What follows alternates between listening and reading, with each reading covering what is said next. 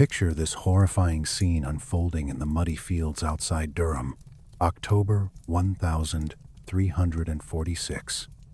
You are stumbling through thick autumn mud, your world reduced to pain and chaos. Blood pours from a jagged, gaping hole in your face, where an English arrow has just pierced your skull. The steel bodkin point, designed specifically to punch through armor, has shattered your cheekbone and lodged deep in your head. Every heartbeat sends fresh agony through your shattered face. In your trembling, blood-slicked hands, you desperately clutch the black rood, a golden casket containing what believers claim is a splinter of the true cross of Christ. This holy relic was supposed to make you invincible on the battlefield, a divine shield against English weapons. It was supposed to burn your enemies with holy fire and guarantee victory through God's favor. Instead, you, King David II of Scotland, son of the legendary Robert the Bruce, anointed monarch of an entire nation, are being tackled into the filth by John Copeland, a common squire whose annual income wouldn't pay for your boots. He's about to punch your remaining teeth out of your bleeding mouth. This is not the glory of conquest you imagined. This is not the triumphal march to London you were promised. This is the Battle of Neville's Cross, the moment when a young king brought a holy relic to what became a massacre and lost absolutely everything: his freedom, his dignity, his nation's future.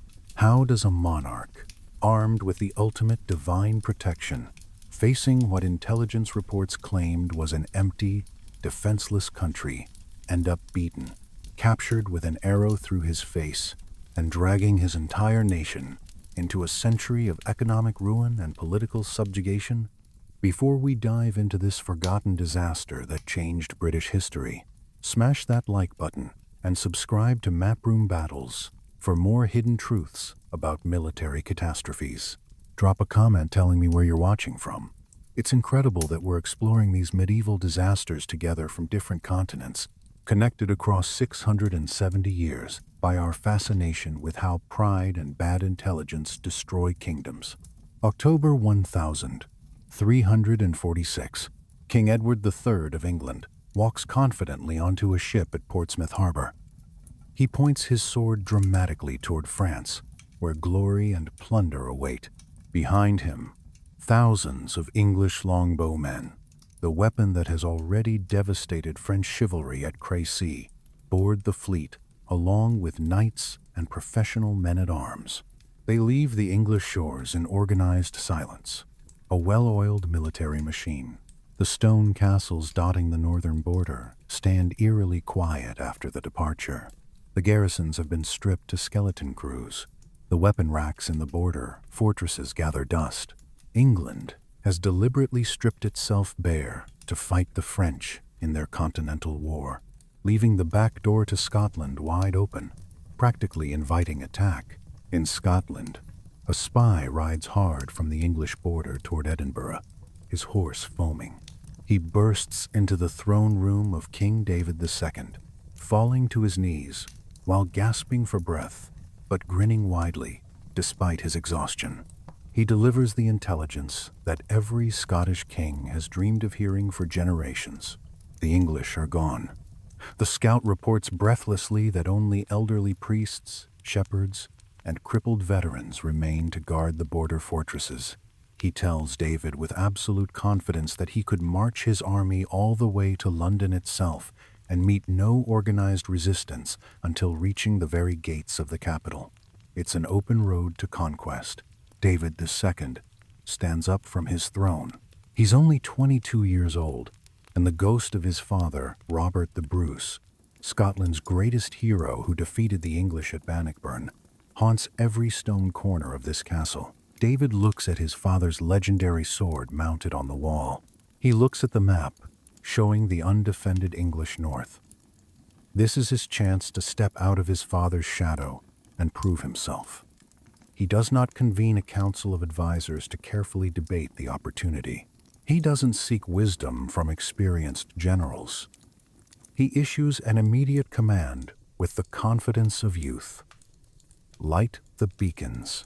The signal fires roar to life on hilltops across Scotland, their smoke visible for miles. The response is immediate and overwhelming. Within days, 12,000 men grab their spears, axes, and shields and converge on the mustering point at Perth. They do not march with the rigid discipline of a professional standing army like Edward's forces. They swarm like a flood, a chaotic mass of Highland warriors, Lowland spearmen, and clan fighters, eager for English plunder. The powerful Earls of Moray and Douglas bring their fiercest killers, hardened men who've been raiding across the border for years. They bring something else too, the Black Rood from the Abbey of Holyrood, carrying it ceremonially at the front of the massive column like a weapon of mass spiritual destruction. The soldiers genuinely believe God himself is marching with them, that this relic will make them invincible. They cross the border on October 7th with no subtlety whatsoever. They don't sneak in quietly. They kick the door down with overwhelming force. The Scottish army smashes into Liddesdale like a sledgehammer. They storm the fortified tower known as the Peel of Liddesdale, slaughtering the small garrison before the defenders can even properly draw their weapons or send for help. They bypass the stronger walls of Roxburgh Castle, openly mocking the terrified garrison trapped inside who can only watch helplessly. They fan out aggressively across Cumberland and Northumberland. They systematically torch farmsteads, watching the thatched roofs explode into flame. They drive thousands of English cattle north as plunder. Thick black smoke chokes the skyline for miles. David rides through the burning villages on his warhorse, watching the English peasants flee desperately into the woods, carrying whatever possessions they can grab. He sees no English banners flying. He sees no armored knights charging to meet him in battle. He sees exactly what the spy promised, a defenseless kingdom ripe for conquest. Confidence rapidly turns into dangerous arrogance. The Scots deliberately slow their advance down. They stop to roast stolen oxen over massive bonfires. They sleep late in the mornings like men on holiday. They eventually encamp near the wealthy city of Durham, not as soldiers expecting a serious fight, but as conquerors taking a leisurely victory lap. David establishes his royal headquarters at Beaurepaire, ironically meaning beautiful retreat, now known as Bear Park, a hunting lodge belonging to the Prior of Durham. He goes hunting the local deer as if on vacation. He drinks the prior's expensive wine from the cellars. He assumes with complete certainty that the only thing standing between him and absolute victory is the time it takes to walk there. But while David hunts deer and celebrates prematurely, a lone rider gallops desperately out of York carrying urgent dispatches. He carries a letter from William Zouche, the Archbishop of York. The Archbishop is not hiding in his cathedral, praying passively for a miracle from God. He's putting chainmail armor under his priestly robes. He's personally taking command. He sends fast riders to the Percy and Neville families, the great northern lords who've been fighting Scots for 3 centuries. He calls out the Sheriff of Yorkshire with emergency powers. He activates a hidden network of defense that young David II knows absolutely nothing about, because his intelligence is catastrophically incomplete. In the darkness of night, while the overconfident Scots sleep off their feast and drink, the cripples and priests that the spy dismissed begin to move with purpose. They sharpen rusted swords that haven't been used in years. They string old hunting bows. They march silently toward Durham through the night, navigating terrain they know better than their own children's faces. The trap is being carefully set. The supposedly empty kingdom is about to bare its teeth and bite hard. To understand why 12,000 confident Scots are currently marching straight toward their doom while celebrating, we must shift our perspective away from the muddy borders of northern England. We need to look south across the English Channel to the besieged walls of Calais on the French coast. King Edward III of England is systematically starving the city into submission. His massive siege engines pound the walls day and night with a methodical rhythm. The French King Philip VI watches helplessly as his kingdom burns, desperate and out of options. He's just suffered catastrophic defeat at the Battle of Crécy, where English longbows cut down the flower of French chivalry like wheat. The bodies of French nobles still rot in the mud. Those same deadly English longbows now aim at Calais, slowly strangling the city. Philip desperately checks his royal treasury. It is virtually empty after years of war. He checks his army's readiness. It is broken and demoralized.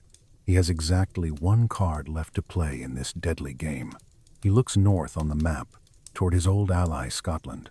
A ship docks secretly at a Scottish port. A French messenger stumbles ashore, exhausted from the dangerous crossing. He carries a scroll sealed with the royal wax of France, marked urgent. He rides hard to King David's court. He does not waste time with diplomatic pleasantries. He delivers a plea from Philip VI that sounds more like a desperate scream than a request. The letter is brutally blunt. Philip reminds David of the old alliance, the ancient treaty binding Scotland and France against England. He reminds the young Scottish king who sheltered him when he was a child in exile, when English armies threatened Scotland. He reminds him who paid for his education, his fine clothes, his expensive wine during those exile years in French chateaux. He reminds David who taught him to speak French as fluently as Scots. Now the bill is due. Payment is demanded. Philip writes urgently that the English are completely distracted, their entire military strength committed to France.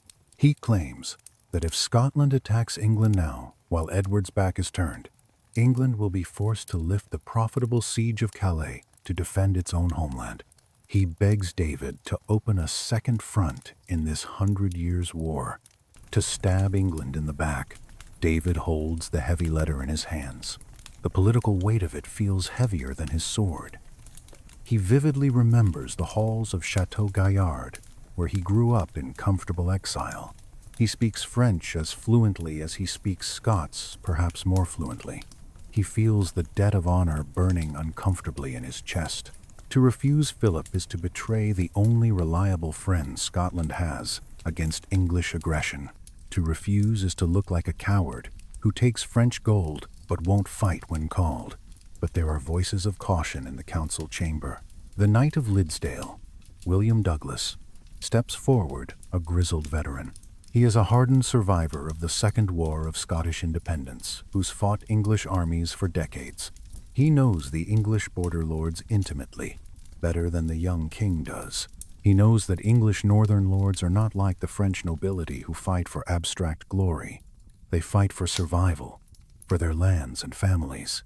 Douglas warns bluntly that the empty kingdom is likely a mirage, a trap.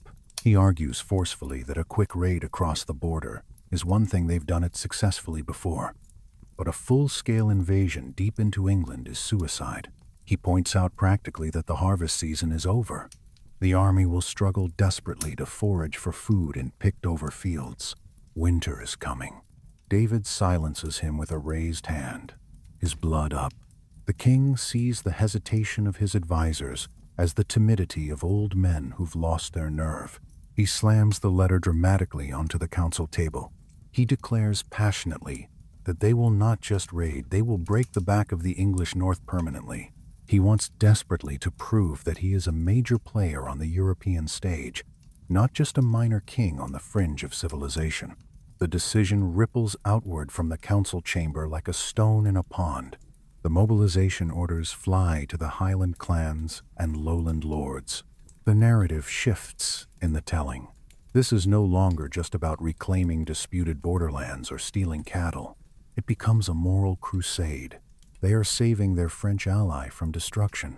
The Scots are not just aggressors, they are brothers in arms, answering a desperate call for help from a friend. This political pressure cooker explains the reckless speed of the advance. It explains why David ignores the repeated warnings from experienced generals.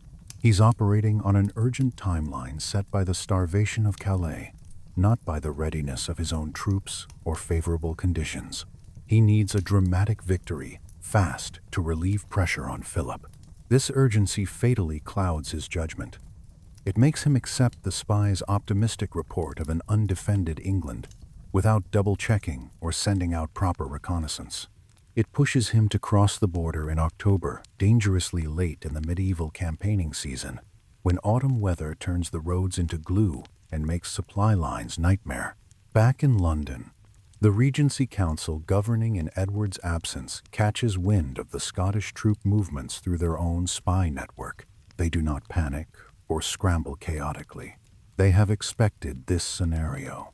English strategic doctrine has always assumed that if they fight France, Scotland will inevitably attack from the rear. It is a predictable dance, a pattern repeated for generations. They have already allocated emergency funds. They have already designated commanders. The Archbishop of York, William Zouche, already has his sealed orders. He's been preparing for this. David II crosses the border, genuinely believing he is the hunter, pursuing helpless prey. He believes he is the hammer that will smash the English anvil. He does not realize that he is merely a pawn in a much larger chess game between Edward and Philip. The French king is cynically willing to sacrifice the entire Scottish army just to buy the besieged city of Calais a few more weeks of survival before surrender. And David, young and eager for glory and validation, walks right into the fire with his eyes closed. The tragedy here is the loyalty. The Scots march to bleed and die for a French city most of them will never see. They sharpen their spears to save a king who coldly views them as expendable distractions. The Old Alliance, often romanticized in Scottish folklore as a bond of brotherhood, reveals its darker, more cynical side here. It is a leash, and Philip VI has just yanked it hard. David rides out from Edinburgh. The banners snap in the wind. The bagpipes scream their war songs. The army moves south in high spirits, convinced they are catching England asleep and helpless. They do not know that the urgent letter from France was not an opportunity. It was a death warrant. The border vanishes under a pall of thick black smoke. The Scottish army no longer moves like a disciplined military unit. It spreads out across the countryside like a dark stain, pillaging everything. They cross into Cumberland and Northumberland, and the unofficial order of the day becomes scorched earth. This is not a carefully planned strategic maneuver to deny resources to the enemy. It becomes a festival of destruction, almost recreational violence. They hit Hexham first, a wealthy town. The great priory of Hexham, a sanctuary of peace for centuries, becomes a slaughterhouse. The soldiers kick in the heavy wooden doors. They drag terrified monks from their prayers, throwing them to the ground. They strip the altars of silver chalices, gold crosses, and expensive silk vestments. The sanctity of the church means absolutely nothing to the Galloway clansmen who view these English priests not as men of God deserving respect, but as legitimate targets. They smash the precious relics. They toss ancient illuminated manuscripts into the mud to be trampled. King David II watches the flames rise from the priory, the smoke billowing into the sky. He does not stop the sacrilege. In his mind, this terror is strategically necessary. He needs to draw the English out. He needs to show them that their King Edward cannot protect them from Scottish wrath. But he makes a critical political mistake here.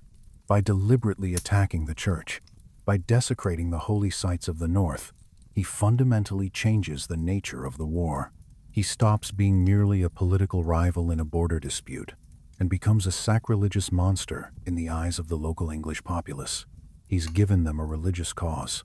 The army moves east toward the wealthy city of Durham. The pace is agonizingly slow, far slower than a military advance should be. The supply wagons are heavy with looted grain, wine barrels, and stolen silverware. The soldiers herd thousands of stolen cattle, the beasts mooing constantly and stumbling along the muddy roads. The army is drunk on success and plunder. They have met zero organized resistance. They believe with absolute certainty they are untouchable. But in the quiet darkness of his tent, David receives a supernatural warning. Legend tells us that on the march to Durham, the king is visited by a terrifying vision. In his sleep, or perhaps in the flickering candlelight of a fever dream, Saint Cuthbert appears to him. Cuthbert is the patron saint of Northumbria, the spiritual guardian of this land, whose shrine is in Durham Cathedral. The saint warns David in the vision, "Go no further. Do not touch my city. Do not violate the peace of my church." David wakes up drenched in cold sweat, his heart pounding. He shakes the vision off. He is a king, the son of Robert the Bruce. He does not take orders from ghosts or dreams. He attributes the nightmare to bad wine or the stress of command. He ignores the omen completely. He orders the march to continue. They arrive at the outskirts of Durham on October 16th. David chooses a camping spot called Beaurepaire, ironically meaning beautiful retreat, now known as Bear Park. It is a hunting lodge and estate belonging to the wealthy Prior of Durham. The Scots turn the carefully maintained park into a massive, chaotic campground. They slaughter the Prior's deer by the dozens. They break into the wine cellars and start drinking. They roast the stolen cattle over huge bonfires. The atmosphere becomes less like a military encampment and more like a drunken carnival. The Scots genuinely believe the English are miles away, perhaps cowering defensively in York. They have no sentries posted far out on the perimeter. They have no cavalry patrols sweeping the surrounding countryside. They are strategically and tactically blind, celebrating in ignorance. Inside the city of Durham, just a few miles away, the monks of the cathedral are in absolute panic. They can see the smoke rising from Bear Park. They can hear the distant roar of the Scottish army celebrating. They fall to their knees before the shrine of St. Cuthbert, praying desperately for deliverance. They take the corporal cloth of St. Cuthbert, the sacred linen used to cover the chalice during Mass, and attach it ceremonially to a spear point. This will be their battle banner. If the King of Scots has the black rood, the men of Durham have the banner of their beloved saint. David looks at the towers of Durham Cathedral in the distance from his hunting lodge. He calculates the ransom he will demand from the wealthy city. He imagines the city elders walking out with keys in hand, surrendering. He does not know that while he feasts on the Prior's stolen venison, the woods around him are filling up with silent, angry men. He does not know that the ghosts he ignored in his dream are about to materialize into 3 organized divisions of very real, very angry, very capable Englishmen. The tragedy of this delay is the complete loss of momentum. Speed was David's only real advantage. By stopping to thoroughly loot Hexham, by slowing down to herd cattle, by camping at Bear Park to enjoy the spoils of war, he gave the English exactly what they desperately needed. Time. Time to muster their forces. Time to organize. Time to close the net around him. The Rape of the North filled the Scottish wagons with gold and plunder, but it cost them their lives. While the Scots feast on stolen venison and drink looted wine, a very different kind of fire burns in the city of York. William Zouche, Archbishop of York, stands in the vestry of York Minster. He is not preparing a sermon on forgiveness or turning the other cheek. He is strapping a sword belt over his cassock, the leather creaking. Zouche is the warden of the marches, a military appointment as much as a religious one. In the medieval North, the line between a man of God and a man of war is razor thin, and Zouche has just crossed it without hesitation. He knows King Edward took the entire professional army to Frankie. He knows the royal treasury is drained, but he also knows something David II does not. The North is never truly undefended. The North has always defended itself. The Archbishop issues a call to arms that echoes through the dales and moors. He does not summon the young knights they are dying in the mud outside Calais. He summons the veterans, the greybeards. He summons the northern lords, Henry, Percy, and Ralph Neville. These are family names that make Scottish border raiders spit in fear. The Percy and Neville families have been fighting Scots for 300 years. It is literally in their blood, passed from father to son. The army that gathers at Richmond is a strange, almost surreal sight. It is not the shining host of chivalry from illuminated manuscripts. It is a dad's army of the Middle Ages, old men coming out of retirement. You see gray-bearded barons who fought in the wars of Edward I, men in their 60s putting on armor one more time. You see monks trading their quills for maces, because canon law forbids a priest from shedding blood with a blade, so they use blunt weapons to crush skulls instead. A legal technicality. This is the church militant in action. They do not fight for land, or gold, or glory. They fight because they genuinely believe the Scots are godless savages who have burned the house of God. Intelligence reports fly into Zusha's hands from his spy network. He knows exactly where David is camped. He knows the Scots are bloated with plunder, moving slow and dangerously arrogant. Zush divides his force into 3 traditional battles. Lord Percy takes the vanguard.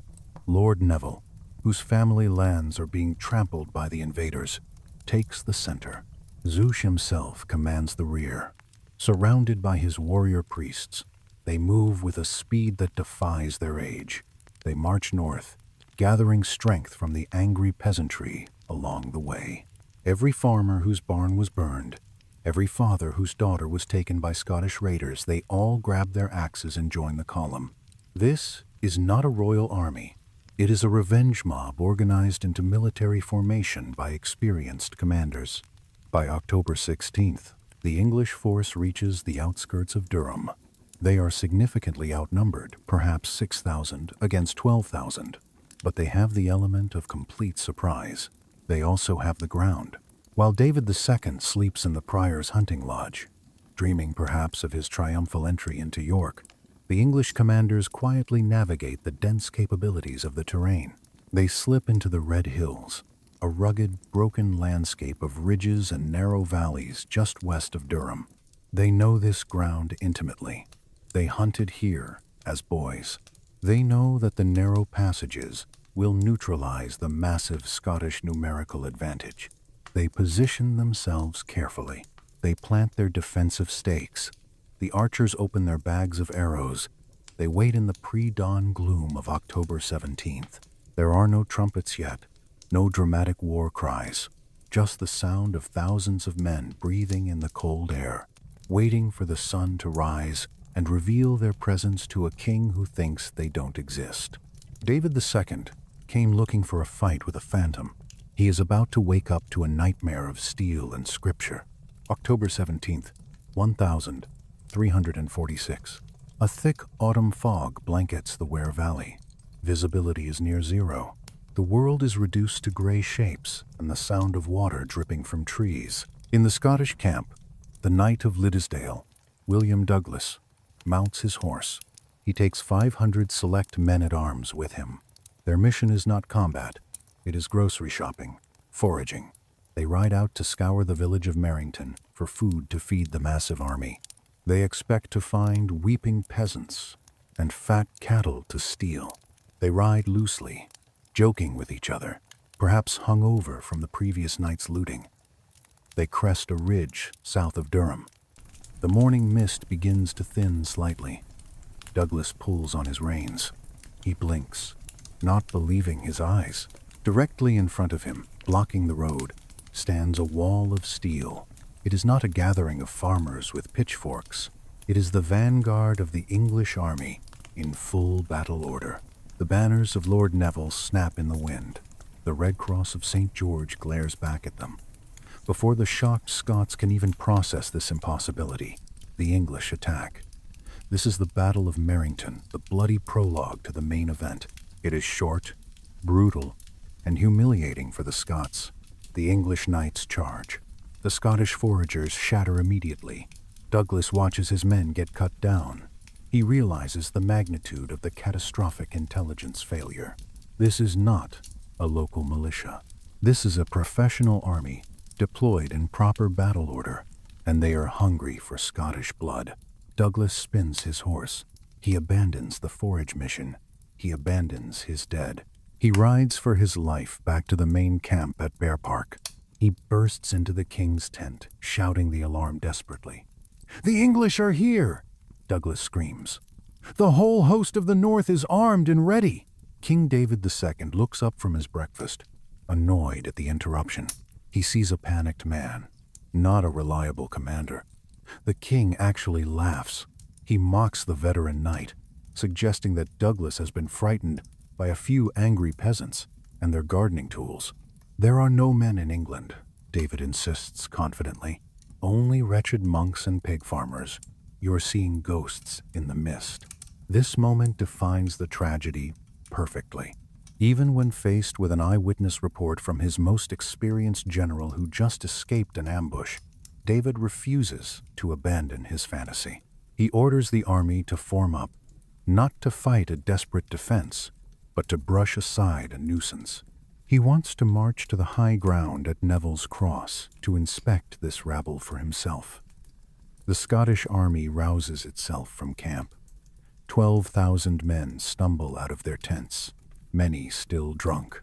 They form the schiltrons, the great hedgehog formations of long spears that Robert the Bruce had used to crush the English at Bannockburn. They march toward the Red Hills. They move through difficult terrain, through thick hedges and drainage ditches, their tight formation losing cohesion with every step. David rides to the front. He crests the hill. The sun burns through the mist, and there, waiting on the ridge opposite him, is the truth. He sees thousands of longbowmen planting their defensive stakes. He sees the heavy cavalry of the Percys and Nevilles in full armor. He sees the monks walking the lines, blessing the English soldiers, promising heaven to anyone who dies, killing a Scot. The pig farmers are clad in plate armor. The wretched monks have organized a perfect kill box. The laughter dies in David's throat. The trap has been sprung. There is no turning back now. The geography of the battlefield now takes control, and the land itself prepares to fight against the invaders. King David II sits on his horse, looking across the shallow valley. The mist has cleared completely, revealing the board on which he must play for his life, and he realizes with a sinking heart that the board is rigged against him. The battlefield is not a flat, open plain suitable for the sweeping cavalry maneuvers of chivalry. It is a jagged, broken landscape known as the Red Hills. It is a nightmare of crisscrossing dry stone walls, deep drainage ditches, and thick hedgerows. It is terrain that hates an army. To understand why this is a death sentence, you have to understand the schiltron. This is the signature Scottish formation, tested at Bannockburn, a massive, bristling phalanx of spearmen, packed shoulder to shoulder. When a schiltron is tight, it is genuinely impenetrable, a rolling fortress of pike points that can stop a cavalry charge dead. But it has a fatal weakness. It requires a billiard table to operate effectively. David looks at the ground in front of him. If he orders an advance, his men will have to climb over dry stone walls and scramble through muddy ditches. The moment they do, the tight formation will crack. Shoulders will separate. Gaps will open in the wall of spears, and waiting for those gaps are the English longbowmen. The English commander, Lord Neville, knows this terrain intimately. He sits on the defensive ridge, almost smiling. He has no intention of attacking. He knows that if he waits long enough, the Scots will have to come to him. It is a staring contest. For 3 long hours, the two armies just look at each other across the valley. The silence is heavy, oppressive, broken only by the cawing of crows, anticipating the feast. David hesitates. He knows the terrain is a trap, but he also knows he cannot retreat. To turn his back now, after all the boasting, after the scorched earth campaign, would be a humiliation worse than death. The French king expects a battle. The Scottish nobles expect a fight. He is paralyzed by the geometry of his own making. The English decide to break the deadlock. They do not charge. They nudge. The English longbowmen on the flank step forward. They are not launching a full barrage yet. They are skirmishing, testing. They send solitary arrows arching high into the Scottish ranks. Thwack! A Scottish spearman falls, clutching his throat. Thwack! A horse rears, throwing a knight into the mud. It is a provocation. The English are goading the Scots, stinging them like wasps. The discipline in the Scottish ranks begins to fray. The Galwegians on the right flank fierce warriors with little patience for chess games start to scream insults. They cannot stand there and be picked off one by one. The terrain has already divided the Scottish army into 3 clumsy blocks. The king commands the center. The Earl of Moray commands the right. The Stuart commands the left. Because of the ridges and walls, they cannot see each other clearly. They cannot coordinate. Suddenly, the patience snaps. It is not a coordinated signal. It is a collective loss of temper. The Earl of Moray on the right flank screams the order to charge. His men roar and surge forward, cascading down the slope. They hit the first stone wall and scramble over it, their formation breaking instantly. David watches them go. He sees the English archers notch their arrows. He sees the heavy warbows bend. The trap is sprung. The Scots are not marching into battle. They are stumbling into a meat grinder. The sky darkens. It is not a cloud passing over the sun. It is a roof of white goose feathers. Thousands of English longbows snap in unison. The air fills with a sound like tearing canvas, the hiss of heavy war arrows reaching their zenith and beginning their descent. On the Scottish right, the Earl of Moray's men are thrashing in the ditches. They are tangled in the thick hedgerows. Their long spears are useless in the confined space. Then the arrows arrive. These are not hunting arrows. They are bodkin points, chisel-tipped steel designed to punch through chainmail and plate. They strike with the force of a sledgehammer. The result is industrial-scale butchery. Men are pinned to the ground. Horses, maddened by pain, trample their own riders. The tight discipline of the skiltron evaporates. The English archers, seeing the chaos, step out from behind their stakes. They switch to a flat trajectory, firing point-blank into the struggling mass. The Earl of Moray, one of Scotland's premier nobles, fights desperately to rally his men, but the terrain holds him fast. An arrow finds a gap in his armor. Then another. The Earl falls. With his death, the entire right wing of the Scottish army disintegrates. The survivors throw down their spears and run, only to be hunted down by the English cavalry waiting in the wings. Now look to the left.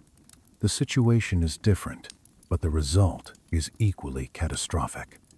This flank is commanded by Robert the Stewart, the king's nephew and the heir to the throne. He sees Moray's division being turned into a pincushion. He sees the English center under Lord Neville grinding forward like a glacier of steel. Robert makes a calculation. It is a decision that historians will debate for centuries.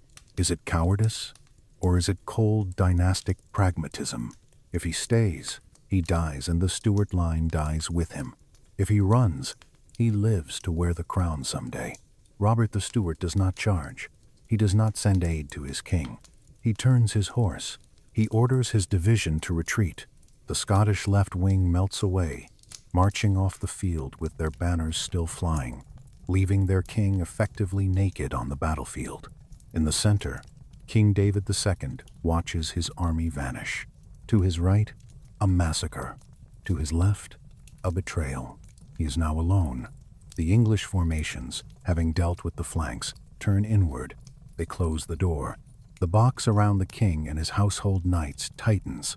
The English archers, having exhausted their arrows, drop their bows.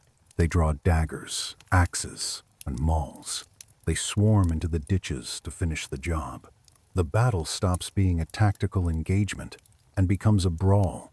The flower of Scottish chivalry is trapped in a muddy killing zone no larger than a market square. The Black Rood, the holy relic that was supposed to burn the English with divine fire, is somewhere in the mud, trampled under the boots of dying men. The king's bodyguard forms a tight circle around him, shields locked, bracing for the final wave. The arrow storm is over. The butchery has just begun. The circle of Scottish spears shrinks to a desperate knot of dying men. King David II is no longer fighting for victory. He is fighting for air, for survival. He stands amidst a pile of his own dead bodyguards, swinging his sword with the frantic energy of a trapped animal. History often paints monarchs as distant figures, watching battles from safe hillsides. Not here. David II is in the mud, covered in gore. The English infantry senses the prize.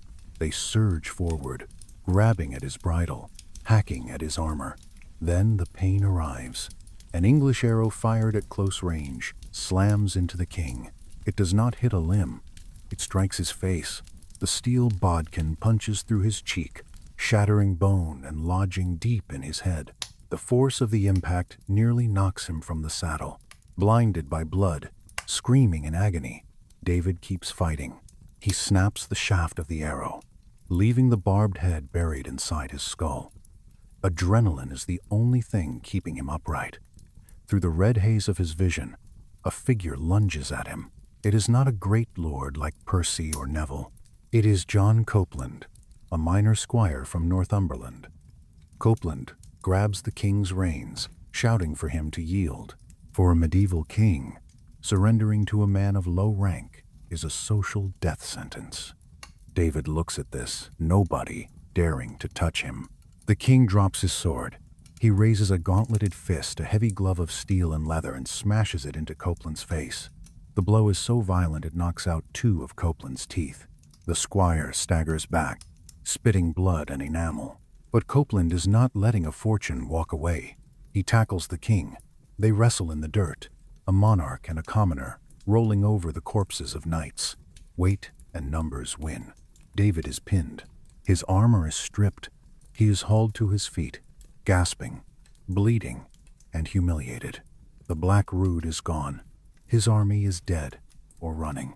He is the prisoner of a man whose annual income wouldn't pay for the king's boots. But the horror is not over. The battle quiets down, and the reality of the king's injury takes center stage. They drag David to a nearby shelter. The English barber surgeons arrive. They look at the arrowhead buried in the king's face. There are no anesthetics. There are no x-rays. The surgeons produce a tyrefond or similar extraction tool, a terrifying instrument designed to screw into the arrow socket or grip the metal. They have to dig. The King of Scots must be held down by strong men. As the surgeons work the steel loose from his skull, the grating of metal on bone echoes in the room. This is the visceral reality of medieval warfare. Survival is often more painful than the wound itself. Remarkably, David survives the extraction. He survives the infection that should have killed him. He sits in chains, his face bandaged, his pride shattered. John Copeland stands nearby, clutching his own swollen jaw, guarding the most valuable hostage in Christendom. The brawl is over. The king has lost his teeth, his freedom, and his reputation. The Lion of Scotland is now a pet in an English cage. January 2nd, 1347. London is freezing. A massive crowd lines the streets, their breath steaming in the cold air. They have come to see the circus. At the center of the procession, riding a black charger, is King David II of Scotland. He is not in chains. He is dressed in expensive velvet. But make no mistake, he is a trophy. He is paraded through the city like a captured lion, a living symbol of English dominance. He is taken to the Tower of London. But forget the dark, dripping dungeons you see in movies. David is not thrown into a rat-infested hole. He is given a luxury apartment in the royal quarters. He has servants. He has a budget for fine wine and expensive clothes. King Edward III does not want a dead martyr rotting in a dungeon. He wants a live asset. For 11 long years, David lives as the honored guest of his enemy. And a strange thing happens. He starts to enjoy it. He attends the feasts of the Order of the Garter. He watches the tournaments. He sees the wealth, the culture, and the power of the English court, and he compares it to the drafty stone castles of Scotland. He begins to admire his captor. The Lion of Scotland is slowly domesticated by English luxury. While David sips French wine in London, Scotland is a hellscape. The country is leaderless. The nobles are fighting each other for scraps of power. The Black Death arrives in 1349, killing a third of the population. Fields lie fallow. Villages are abandoned. And then the bill arrives. Edward III names his price for David's release, 100,000 marks. To understand the weight of this number, you have to understand the Scottish economy. Scotland is a land of wool, fish, and cattle. It is cash poor. 100,000 marks is roughly equivalent to 66,000 pounds in medieval currency, or about 16 pounds million in today's silver value. But in terms of purchasing power relative to the Scottish GDP of the 14th century, it is astronomical. It is a sum that simply does not exist in Scotland's treasury. The Treaty of Berwick is signed in 1357 to formalize the debt. To pay for their king's freedom, the Scottish Parliament has to bleed the stone. They quadruple the customs duties on wool. They tax the church heavily. They tax the burghs. Even the poorest peasant, struggling to grow oats in the thin highland soil, feels the pinch. Every silver penny sent south to pay for David's freedom is a penny not spent on food, tools, or defense. The ransom cripples the Scottish economy for an entire generation. It creates a bitterness that goes beyond the battlefield. The people are starving so that their king can return from his comfortable vacation in London. When David finally rides back across the border in 1357, he is a changed man. He is 33 years old. The fire of his youth is gone, replaced by a cynical pragmatism. He is cold to his subjects. He is suspicious of his nobles, especially Robert the Steward, the man who abandoned him at Neville's cross. Worse, David now views England not as the enemy, but as the model. He secretly negotiates with Edward III, even suggesting that a son of the English king should inherit the Scottish throne to cancel the remaining debt. It is the ultimate betrayal. The man who marched to war to save Scottish independence is now willing to sell it to pay off his debt. The Battle of Neville's Cross did not end when the fighting stopped. It ended slowly, painfully, transaction by transaction. As a nation emptied its pockets to buy back a king who was no longer sure he wanted to be there, the arrows killed thousands, but the ransom killed the future. Today, if you travel to the western suburbs of Durham, you might miss the battlefield entirely. The screams of the dying and the thunder of hooves have been replaced by the engine noise of passing cars and the quiet hum of a residential neighborhood. But if you look closely, on a small grassy island near a busy road junction, you will find a battered stump of stone. This is the remnant of Neville's cross.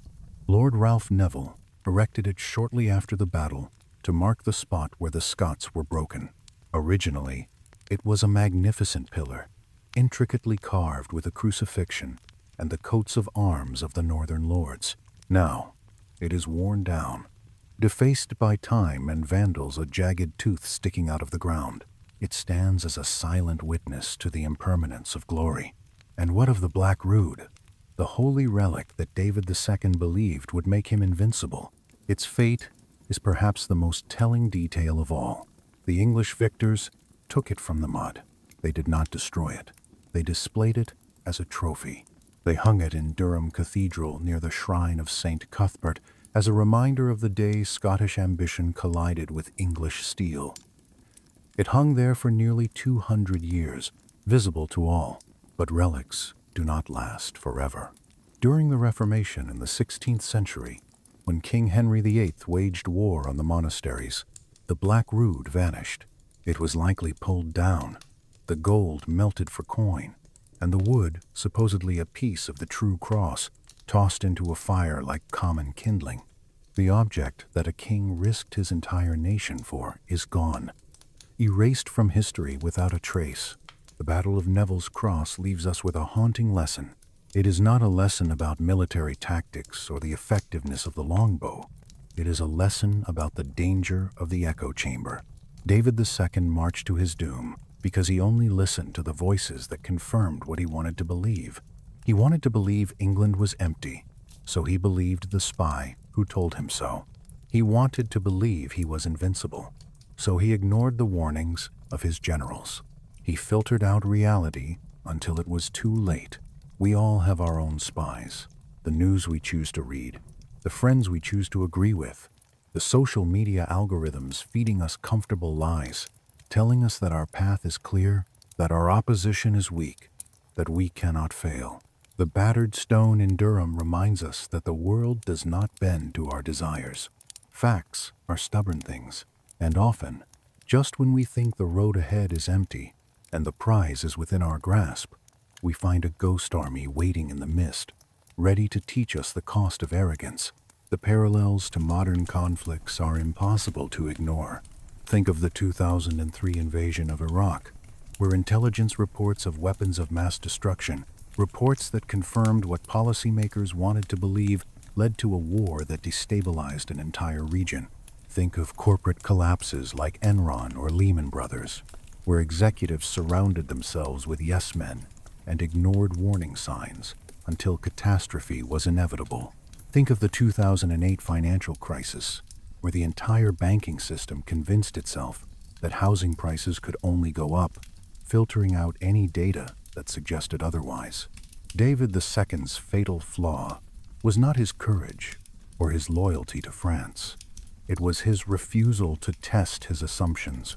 He had a single source, the spy, telling him England was defenseless.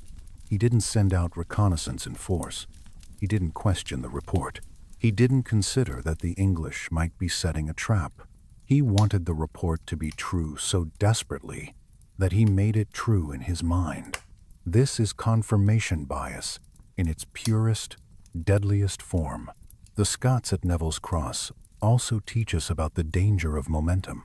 Once David crossed the border and started burning churches, he couldn't stop. He'd committed. To retreat would be to admit the entire campaign was a mistake. So he kept marching forward, even when William Douglas warned him, even when he had the dream about St. Cuthbert, even when common sense screamed at him to turn back. This is the sunk cost fallacy, continuing to invest in a failing course of action because you've already invested so much. Gamblers do this at casinos. Investors do this with failing stocks. Nations do this with unwinnable wars. David couldn't abandon his invasion because he'd already burned too many bridges, literally and figuratively. The political dynamics also resonate today. David invaded England not primarily for Scottish interests, but to help his French ally. Scotland was the junior partner in the Auld Alliance, expected to bleed when France called. This is the dangerous reality of asymmetric alliances. The smaller power often gets used as a pawn by the larger power. Think of how smaller NATO countries get pressured to contribute troops to American-led wars. Think of how client states get dragged into their patrons' conflicts. Philip VI of France was willing to sacrifice thousands of Scots to buy Calais a few more weeks. David, eager to prove Scotland was a serious player, walked right into it. The aftermath of Neville's Cross also teaches us about the long-term costs of short-term decisions. The 100,000 mark ransom seemed like a reasonable price to get the king back, but it crippled Scotland for a generation. It drained resources that should have gone to economic development, infrastructure, and defense. It created resentment between the crown and the people. It's like taking out a massive loan with crippling interest rates. You get the immediate benefit, but you mortgage your future. Modern nations do this with debt all the time. The parallels to modern military disasters are striking. David's invasion mirrors the Bay of Pigs invasion in 1961, where Cuban exiles, assured by CIA intelligence that the Cuban people would rise up against Castro, landed in Cuba and were slaughtered. The intelligence was wrong. The assumptions were wrong. But the operation went ahead anyway because people believed what they wanted to believe. Or consider the Battle of Isandlwana in 1879, where British forces in South Africa, convinced that Zulu warriors couldn't possibly defeat modern rifles, were caught unprepared and massacred. Overconfidence kills. Or think of the charge of the Light Brigade in 1854, where British cavalry charged Russian guns due to a miscommunication and poor intelligence, resulting in catastrophic casualties. Like the Scots at Neville's Cross, They rode into a kill zone they didn't fully understand. The lesson repeats throughout history. Intelligence failures plus confirmation bias plus overconfidence equals disaster. The role of terrain at Neville's Cross also holds lessons. The Scots had a tactical system, the Skiltron, that was proven at Bannockburn. But it required flat ground.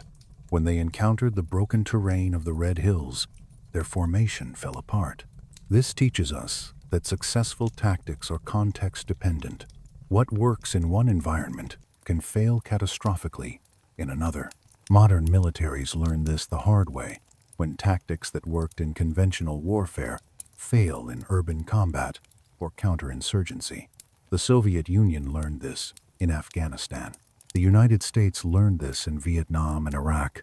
You can't just copy-paste a successful strategy from one context to another and expect the same results. The technology of warfare also matters. The English longbow was a technological advantage. It outranged Scottish weapons. It could penetrate armor. It could create a devastating volume of fire. The Scots had no counter for it, except closing to melee range, which the terrain prevented. This asymmetry decided the battle.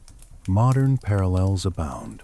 Stealth technology in air warfare, drones in counterterrorism, cyber weapons in modern conflict. When one side has a significant technological edge and knows how to use it, the other side needs to either match it, counter it, or avoid fighting on those terms. The Scots tried to fight on English terms and lost. The economic dimension of the battle's aftermath is particularly relevant today. Scotland paid 100,000 marks over many years. The debt became a permanent feature of the relationship between Scotland and England. It gave England leverage over Scottish policy for decades. This is how economic warfare works. You don't need to occupy a country if you can control it through debt.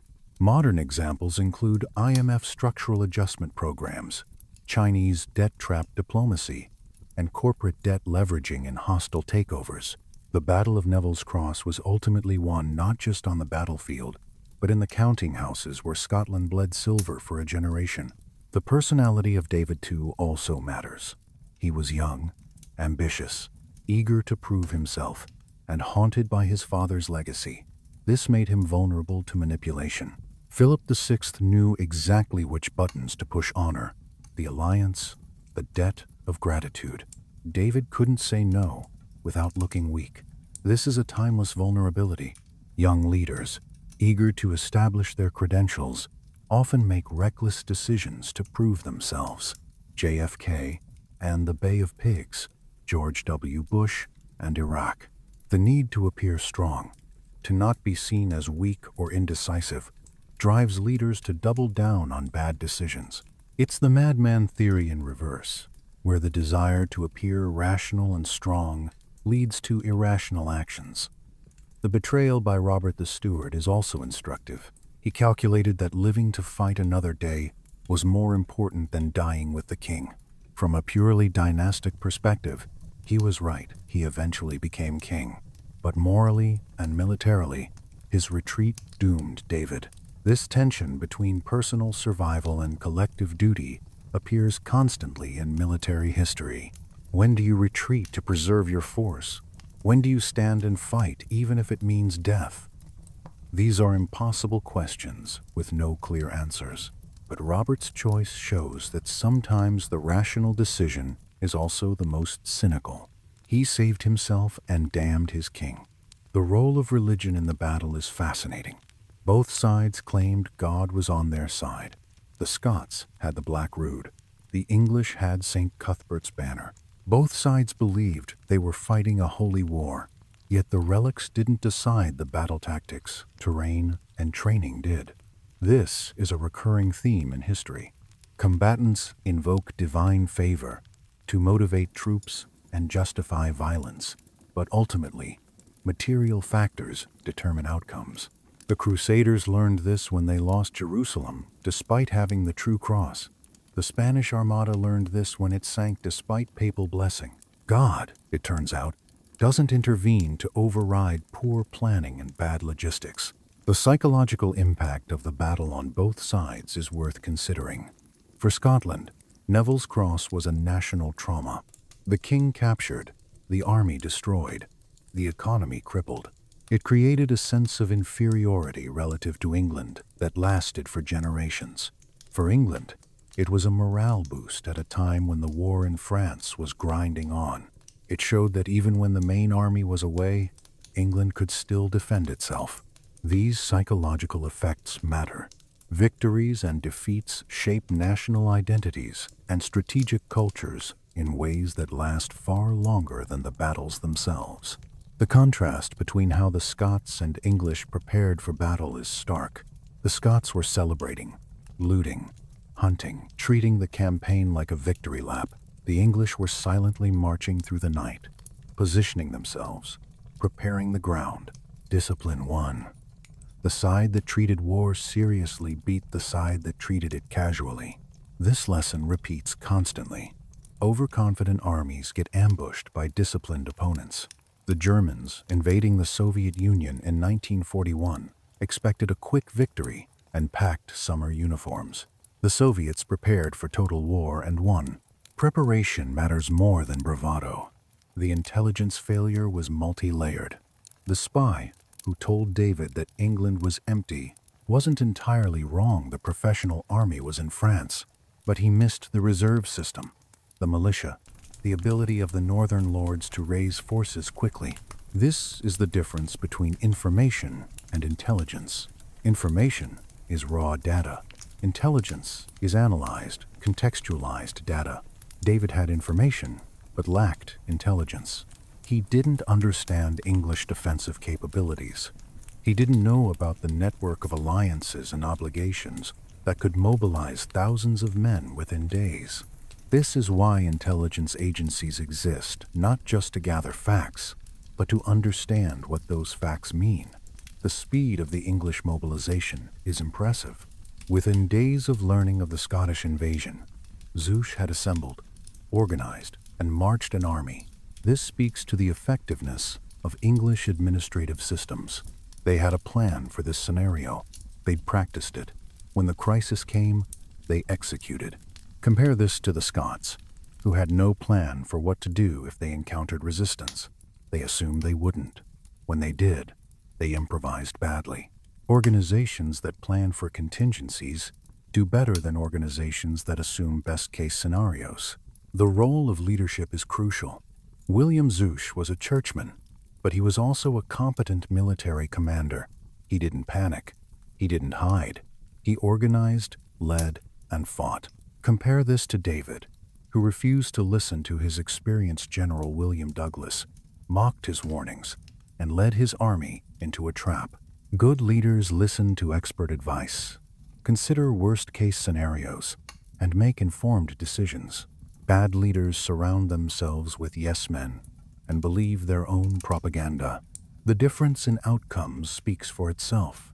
The 11 years of David's captivity also reveal something important about medieval warfare. Capturing a king wasn't about humiliation, it was about ransom. David was worth far more alive than dead. Edward III treated him well, because a comfortable prisoner pays more willingly than a tortured one. This economic calculus appears throughout history. Hostages, prisoners, and captives have value. Their treatment reflects their value. High-value prisoners get good treatment. Low-value prisoners get neglected or killed. It's coldly rational. Modern parallels include hostage negotiations, prisoner exchanges, and even corporate acquisitions, where key personnel are retained with golden handcuffs. The transformation of David during his captivity is psychologically fascinating. He went from hating England to admiring it, even to the point of suggesting English succession to the Scottish throne. This is Stockholm Syndrome at a national level. But it's also the result of exposure. David saw that England was wealthier, more organized, more powerful than Scotland. He came to believe that Scottish independence was less important than Scottish prosperity under English protection. This is the colonized mentality, the belief that subjugation to a more powerful culture is preferable to independent poverty. It's why some colonized peoples collaborated with colonial powers. It's why some Eastern European states eagerly joined NATO and the EU after the Cold War. The appeal of wealth and stability can override the appeal of independence. The economic devastation of the ransom created long-term resentment. The Scottish people paid for a king's mistake. This created a legitimacy crisis. Why should they sacrifice for a crown that led them to disaster? This tension between crown and country appears whenever monarchs make costly mistakes. The French Revolution was partly caused by the financial crisis created by supporting the American Revolution. The Russian Revolution was partly caused by the costs of World War I. When rulers force their people to pay for their errors, eventually the people stop paying and start revolting. The fact that the Scottish Parliament agreed to the ransom at all shows the power of monarchical legitimacy in the medieval period. Today, if a president or prime minister led their country to disaster and was captured, it's hard to imagine the population agreeing to bankrupt themselves to get them back. But in 1357, the concept of replacing the king was unthinkable. Divine right meant that a legitimate king, even a captured and incompetent one, had to be ransomed. The sacral nature of kingship created obligations that seem irrational to modern eyes. The gradual disappearance of the battlefield under modern development is a common pattern. Most medieval battlefields are now farms, suburbs, or shopping centers. The land doesn't remember. Only markers and monuments remind us. This raises questions about historical memory. How do we remember events when the physical evidence disappears? How do we preserve memory when the landscape changes beyond recognition? The battered stump of Neville's cross, surrounded by traffic, is a poignant symbol of how history gets paved over. The fate of the Black Rood is equally symbolic. A relic that a king staked his kingdom on, reduced to scrap during the Reformation. This shows how the value of objects changes with context. In the Catholic medieval period, the Black Rood was priceless, a piece of the true cross. In the Protestant Reformation, it was idolatry to be destroyed. Today, if it still existed, it would be a museum piece valuable for its historical significance, not its spiritual power. Objects don't have inherent value. Value is assigned by culture and context. The lesson about echo chambers that the script draws is perhaps the most universally applicable. We all curate our information environments. We all prefer news that confirms our biases. We all dismiss warnings that contradict what we want to believe. David II did this with catastrophic results. But we do it too, just usually with less dramatic consequences. The question is, how do we break out of our echo chambers? How do we force ourselves to consider information that challenges our assumptions? This is the eternal struggle, balancing confidence with humility, conviction with openness to being wrong. The comparison to modern military and business failures is apt. The Iraq War, Enron, the 2008 financial crisis, the Challenger disaster all involved groups of smart people filtering out warnings and believing what they wanted to believe. The mechanisms are the same, whether it's a medieval king ignoring his general or a modern CEO ignoring his risk manager. Groupthink, confirmation bias, and overconfidence are timeless human failings. The only defense is institutional building in checks, requiring devil's advocates, incentivizing dissent. But even that doesn't always work, because the pull of the echo chamber is powerful. The question posed at the end, was David II unlucky, or the architect of his own destruction, is rhetorical. He was clearly the architect. He chose to ignore warnings. He chose to believe optimistic intelligence without verification. He chose to march into difficult terrain against an entrenched enemy. Luck plays a role in all battles, but David made so many bad decisions that luck couldn't save him. This is a comforting thought. In a way, it means that catastrophes are often preventable. If David had listened to William Douglas, if he'd sent out proper reconnaissance, if he'd retreated when he had the chance, Neville's cross might never have happened, but it's also a warning. If we repeat his mistakes, we'll repeat his fate. The broader historical significance of Neville's cross is that it locked Scotland into a subordinate relationship with England for decades. The debt gave England leverage.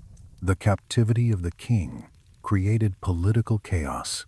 The trauma of defeat created a sense of English superiority and Scottish inferiority. These psychological and economic effects lasted far longer than the physical effects. The bodies were buried and forgotten, but the debt remained. The structures of power that Neville's cross created or reinforced shaped Anglo-Scottish relations for the rest of the medieval period. This is how battles matter not just in the immediate death toll, but in the long-term political and economic consequences. Gettysburg mattered not just because of casualties, but because it turned the tide of the American Civil War.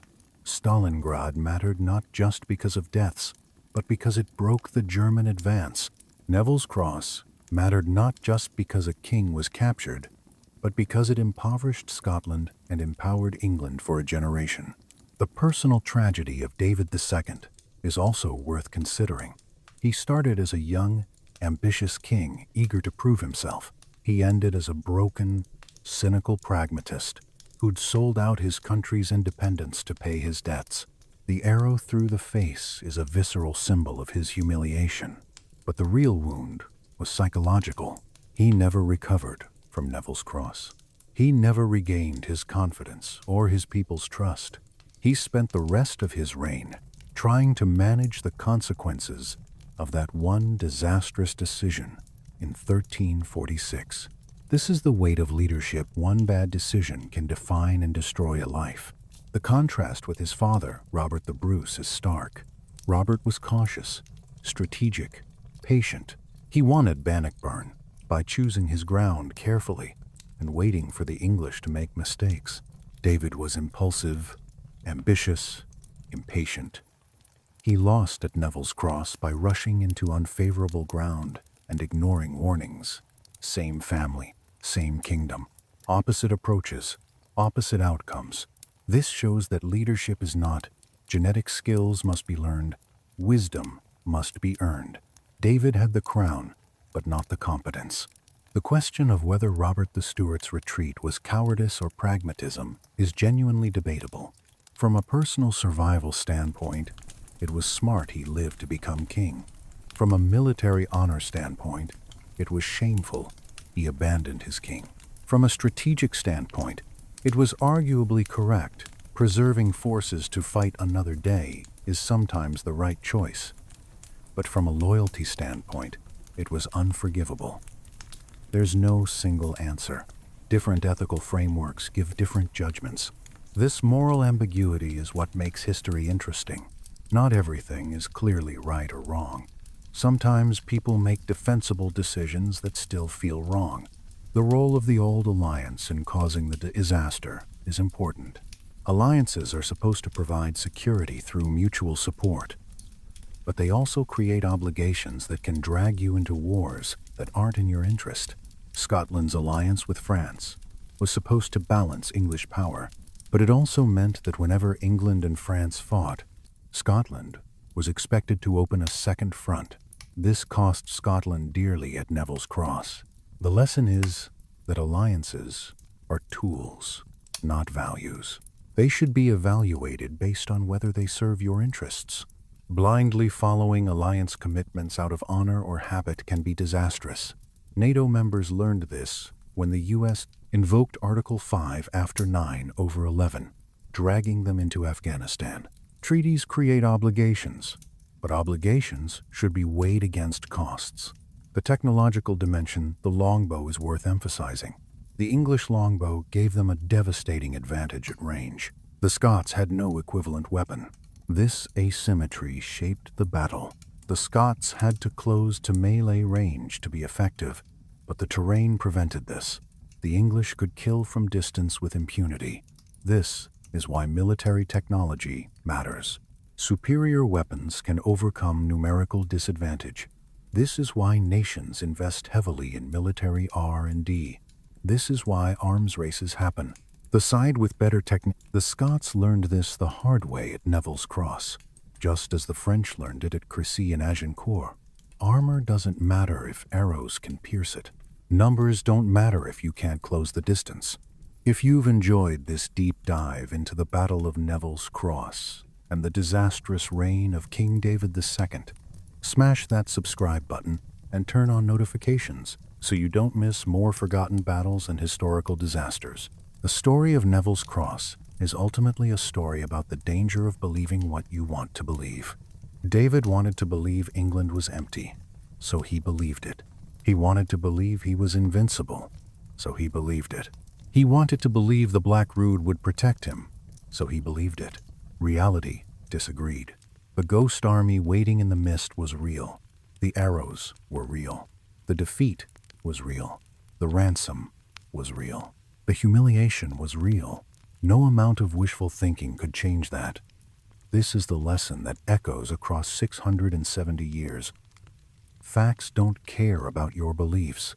The world doesn't bend to your desires.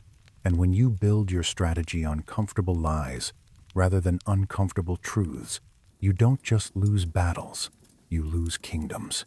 Leave a comment below. Do you think David II was a victim of bad luck? Or was he truly the architect of his own destruction? And can you think of modern examples of leaders who fell into the same trap, ignoring warnings, believing optimistic intelligence, and marching confidently into disaster? I read every comment. Until next time, keep questioning the official story. The truth is usually more complicated and always more interesting. Thanks for watching.